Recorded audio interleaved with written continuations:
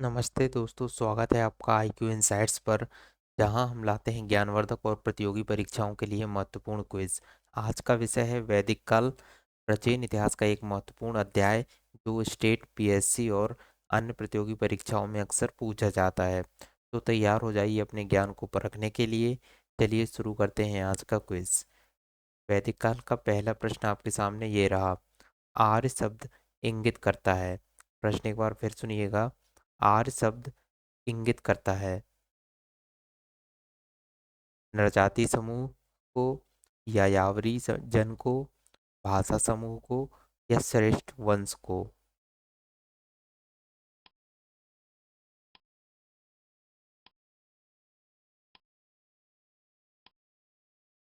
श्रेष्ठ वंश को। उत्तर डी। आर्य प्राचीन भारत, यूरोपीय एवं प्राचीन ईरानी भाषा बोलने वालों के लिए प्रयुक्त शब्द है। वैदिक संस्कृति में आर्य शब्द श्रेष्ठ, शिष्ट अथवा सज्जन तथा नैतिक अर्थ में महाकुल, कुलीन, सभ्य, साधु आदि के लिए प्रयुक्त हुआ है। सायणाचार्य ने अपने ऋभाष्य में आर्य का अर्थ विज्ञ, यज्ञ, अनुष्ठाता, विज्ञ, श्रोता, आदरणीय अथवा सर्वत्र गंतव्य, उत्तम वर्ष, मनु, कर्मयुक्त और कर्मानुष्ठान से श्रेष्ठ आदि बताया है। अतः आर्य संस्कृति भाषा का शब्द है जिसका शाब्दिक अर्थ है श्रेष्ठ या कुलीन। अगला प्रश्न है, क्लासिकी संस्कृति में आर्य शब्द का अर्थ है। प्रश्न एक बार फिर सुनिएगा। क्लासिकी संस्कृति में आर्य शब्द का अर्थ है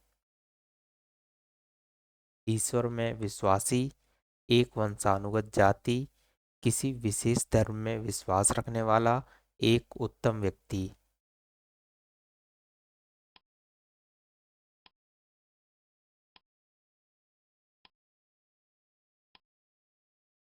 एक उत्तम व्यक्ति।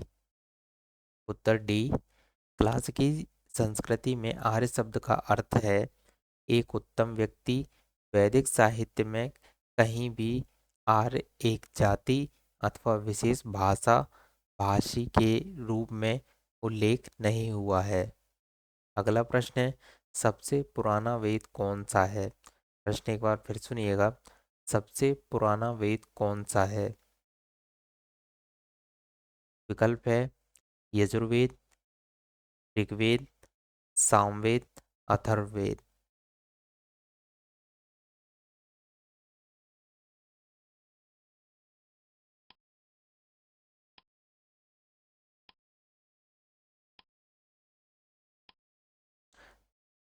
ऋग्वेद। उत्तर बी। भारतीय साहित्य में वेद चार हैं। ऋग्वेद, सामवेद, यजुर्वेद तथा अथर्ववेद। इनमें ऋग्वेद सर्वाधिक प्राचीन माना जाता है। अगला प्रश्न है, त्रयी नाम है। प्रश्न एक बार फिर सुनिएगा। त्रयी नाम है तीन वेदों का, धर्म, संघ व युद्ध का, हिंदू धर्म के तीन देवताओं का, तीन मौसमों का।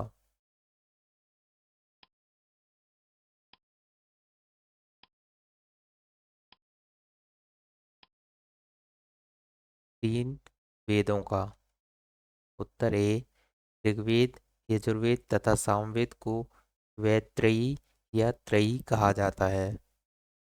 अगला प्रश्न है, किस वैदिक ग्रंथ में वर्ण शब्द का सर्वप्रथम नामोल्लेख मिलता है। प्रश्न एक बार फिर सुनिएगा। किस वैदिक ग्रंथ में वर्ण शब्द का सर्वप्रथम नामोल्लेख मिलता है। ऋग्वेद, अथर्ववेद, सामवेद, यजुर्वेद।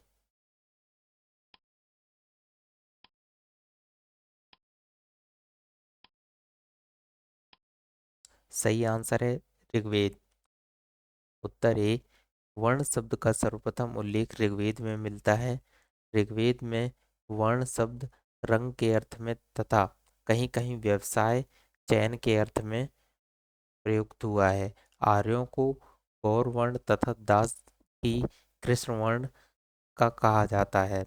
ऋग्वेद के 10वें मंडल में पुरुष सूक्त में सर्वप्रथम शूद्र शब्द मिलता है?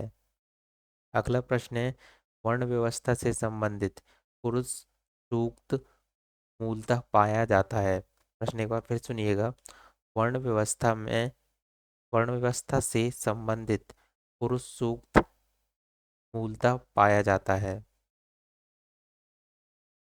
अथर्ववेद, सामवेद, ऋग्वेद, मनुस्मृति।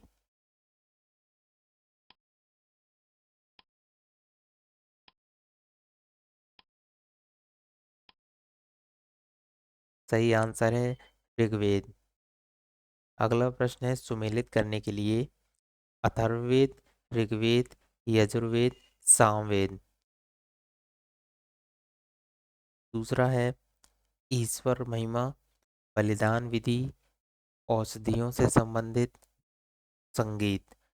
इन्हें सूची 1 से सूची 2 में सुमेलित करना है।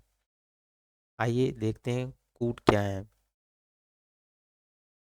3 2 3 1 2 4, बी 1 2 3 4, 2 3 4 1 और 3 4 1 2।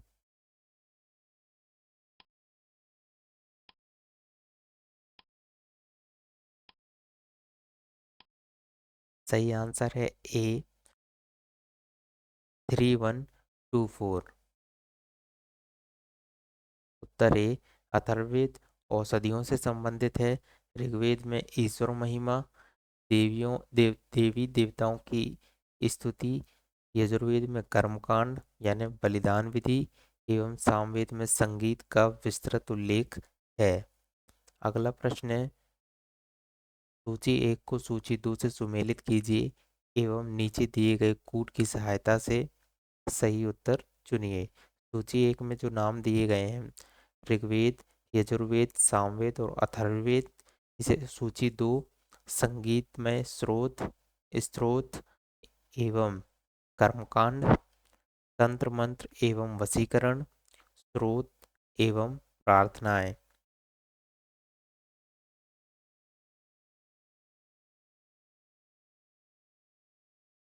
कूट हैं 4213, बी 3241, सी 4123, डी 2314।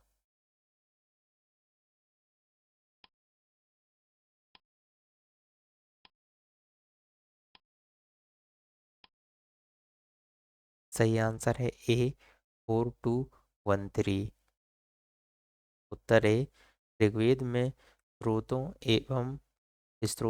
एवं प्रार्थनाएं हैं। इसमें कुल 1028 सूक्त तथा 10,552 ऋचाएं या मंत्र या श्लोक हैं। यजुर्वेद में स्रोत एवं कर्मकांड वर्णित हैं।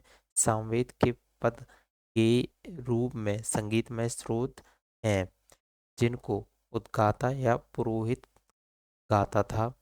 अथर्ववेद में कुल 20 अध्यायों एवं 730 सूक्तों में तंत्र मंत्र एवं वशीकरण के संदर्भ में साक्ष्य है।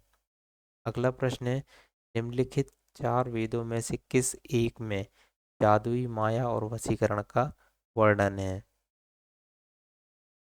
प्रश्न एक बार फिर सुनिएगा। निम्नलिखित 4 वेदों में से किस एक में जादुई माया और वशीकरण का वर्णन है? ऋग्वेद, यजुर्वेद, अथर्ववेद, सामवेद।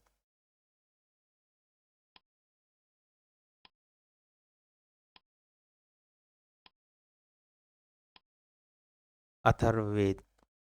अगला प्रश्न है, ऋग्वेद में ऋचाएं हैं 10,552, 1017, 1128, 1020।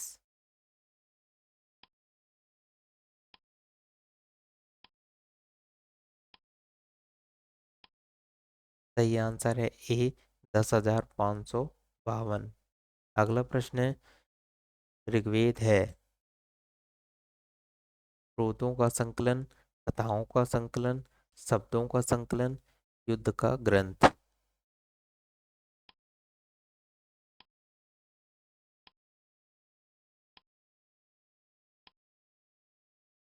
स्रोतों का संकलन।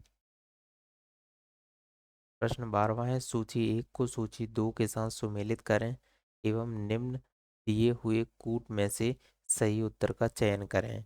सूची एक में दिया है ऋग्वेद, सामवेद, अथर्ववेद और यजुर्वेद। सूची दो में गोपद, सतपथ, ऐतरेय, पंचवेश। कूट देखते हैं। ए,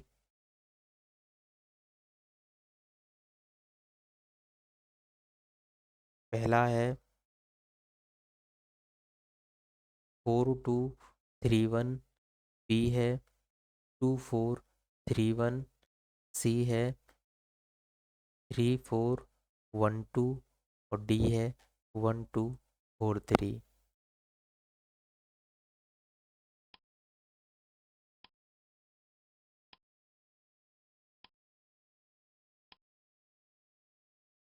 सही आंसर है सी, 3412।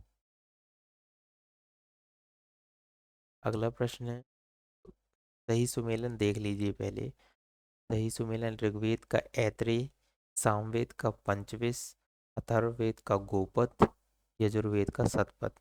अगला प्रश्न है, निम्नलिखित में से कौन सा ब्राह्मण ग्रंथ ऋग्वेद से संबंधित है? ऐतरेय ब्राह्मण, गोपद ब्राह्मण, शतपथ ब्राह्मण, तैत्तिरीय ब्राह्मण।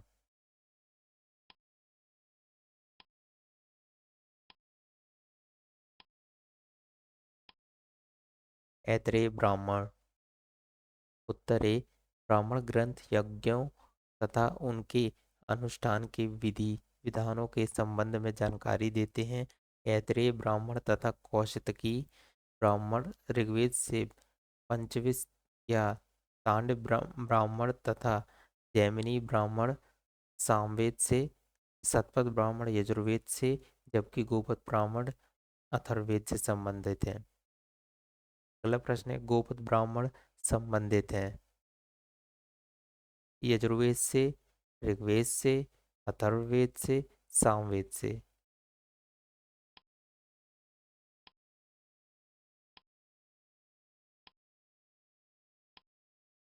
अथर्ववेद से। अगला प्रश्न है, ऋग्वेद का कौन सा मंडल पूर्णतः सोम को समर्पित है? प्रश्न एक बार फिर सुनिएगा, ऋग्वेद का कौन सा मंडल पूर्णतः सोम को समर्पित है?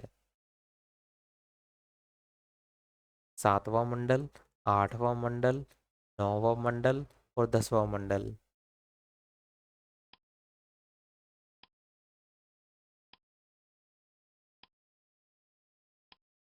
सही आंसर है नौवां मंडल। उत्तर सी, ऋग्वेद में कुल 10 मंडल हैं। इसके नौवें मंडल के सभी 114 सूक्त सोम को समर्पित हैं। अगला प्रश्न है, ऋग्वेद संहिता का नौवां मंडल पूर्णतः किसको समर्पित है?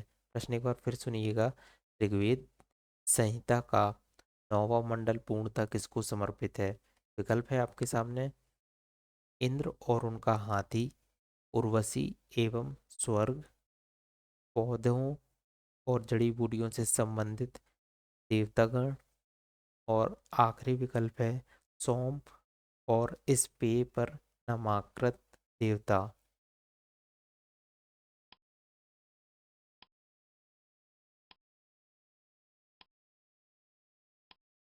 सही आंसर है सोम और इस पेय पर नामाकृत देवता। अगला प्रश्न है, यज्ञ संबंधी विधि विधानों का पता चलता है। प्रश्न एक बार फिर से, यज्ञ संबंधी विधि विधानों का पता चलता है ऋग्वेद से, सामवेद से, ब्राह्मण ग्रंथों से, यजुर्वेद से।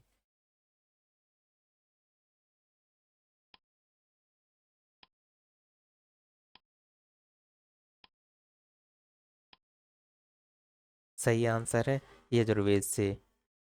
अगला उत्तर डी, एक्सप्लेनेशन। यज्ञ संबंधी विधि विधानों का पता यजुर्वेद से चलता है। यजुर्वेद के दो भाग हैं, शुक्ल यजुर्वेद तथा कृष्ण यजुर्वेद। अगला प्रश्न है, निम्नलिखित में से किसका संकलन ऋग्वेद पर आधारित है? प्रश्न एक बार फिर सुनिएगा, निम्नलिखित में से किसका संकलन ऋग्वेद पर आधारित है? विकल्प है आपके सामने यजुर्वेद, सामवेद, अथर्ववेद, इनमें से कोई नहीं।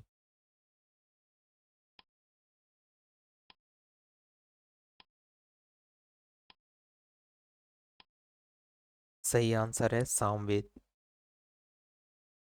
उत्तर बी, सामवेद में कुल 1875 ऋचाएं हैं, जिनमें से समानता मत के अनुसार 75, जबकि कुल विद्वानों के अनुसार 99 को हटा छोड़कर शेष सभी ऋग्वेद में भी उपलब्ध हैं। अतः सामवेद का संकलन ऋग्वेद पर आधारित है। अगला प्रश्न है, भारत के किस स्थल की खुदाई से लौह धातु के प्रचलन के प्राचीनतम प्रमाण मिले हैं? प्रश्न एक बार फिर सुनिएगा। भारत के किस स्थल की खुदाई से लौह धातु के प्रचलन के प्राचीनतम प्रमाण मिले हैं? विकल्प है तक्षशिला, तरंजी खेड़ा, कौशाम्बी, हस्तिनापुर।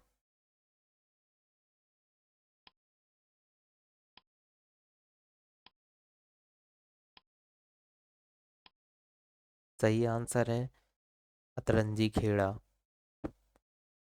उत्तर बी, अहिच्छत्र, अतरंजी खेड़ा, आलमगीरपुर, मथुरा, रोपड़, श्रावस्ती, काम्पिल्य आदि स्थानों की खुदाइयों से लौह युगीन संस्कृति के अवशेष प्राप्त हुए हैं। अतरंजी खेड़ा से लौह धातु मल तथा धातु शोधन में प्रयुक्त होने वाली भट्टियां मिली हैं, जिनसे यह संकेत मिलता है कि यहाँ लौह धातु को गलाने का कार्य स्थानीय रूप से होता था। अगला प्रश्न है, उपनिषद पुस्तकें हैं। प्रश्न एक बार फिर सुनिएगा। उपनिषद की जो पुस्तकें हैं, धर्म पर, योग पर, विधि पर, दर्शन पर।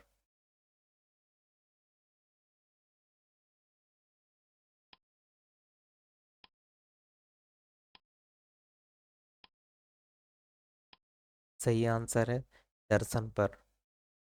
एक्सप्लेनेशन, उपनिषद दर्शन पर आधारित पुस्तकें हैं, इन्हें वेदांत भी कहा जाता है। धन्यवाद दोस्तों, आपका इस क्विज में वीडियो से जुड़ने के लिए धन्यवाद। उम्मीद है आपने इसे एंजॉय किया होगा और अपने ज्ञान में वृद्धि आपके ज्ञान में वृद्धि हुई होगी। अगर आपको वीडियो पसंद आया हो तो इसे लाइक करना ना भूलें, अपने दोस्तों के साथ शेयर करें और नए अपडेट के लिए चैनल को सब्सक्राइब जरूर करें।